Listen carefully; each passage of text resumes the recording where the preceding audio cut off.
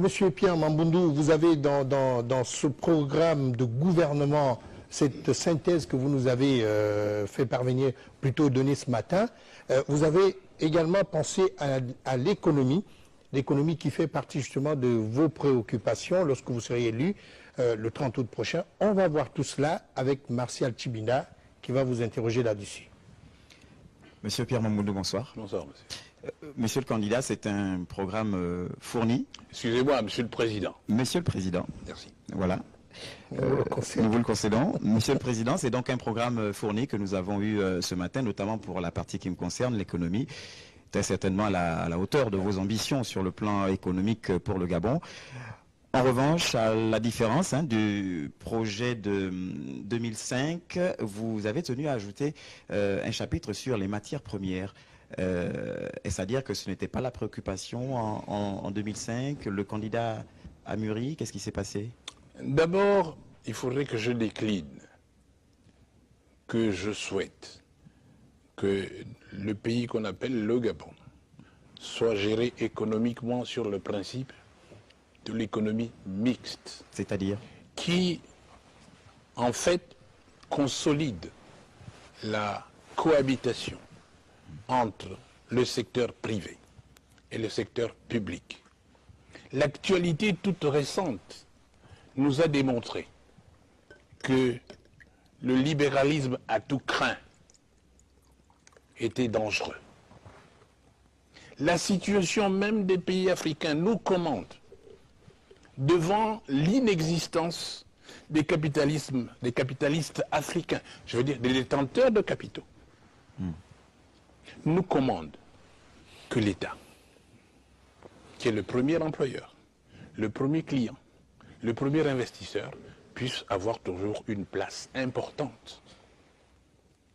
Mais attention, il se développe dans le monde, et compte tenu du fait que le monde est un village planétaire, que les capitalistes étrangers puissent venir investir dans votre pays. En même temps que l'État peut être le premier investisseur, en même temps qu'il doit pouvoir aménager la législation pour permettre à l'investissement privé de prospérer dans notre pays.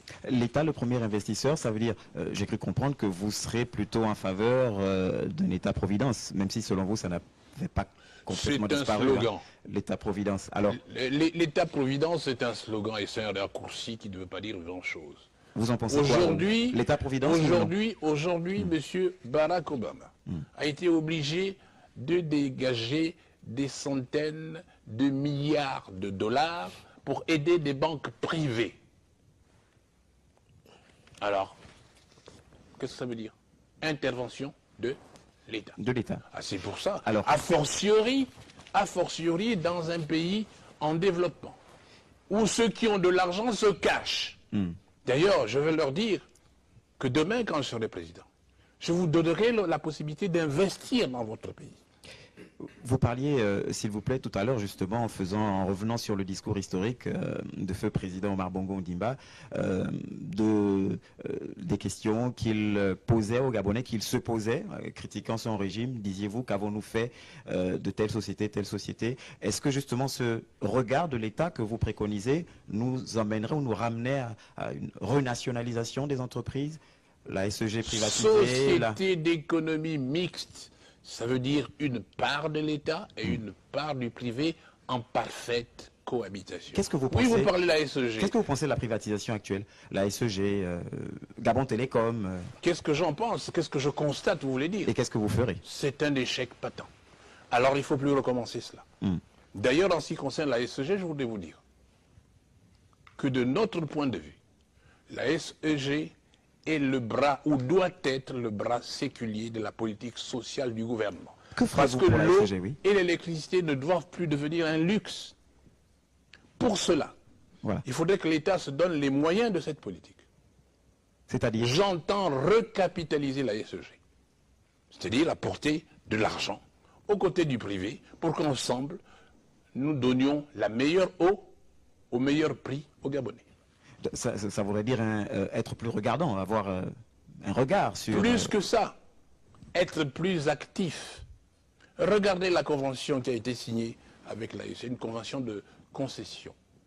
On a dit à Veolia, vous allez investir à hauteur je crois, de 200 ou 300 milliards sur 25 ans. Bon, mais je ne vois rien, moi. Et d'ailleurs, je souhaiterais que d'ailleurs Veolia comprenne que dans le nouveau régime de demain, l'État entend recapitaliser. Mais en travaillant aussi avec Veolia. D'accord. Parce que Veolia a une expertise en matière de production et de distribution d'eau, mais n'a aucune compétence sur la production et la distribution d'électricité. Et comment allez-vous faire pour travailler avec Veolia? Si vous allez faire un appel d'offres, par exemple? Nous allons d'abord recapitaliser.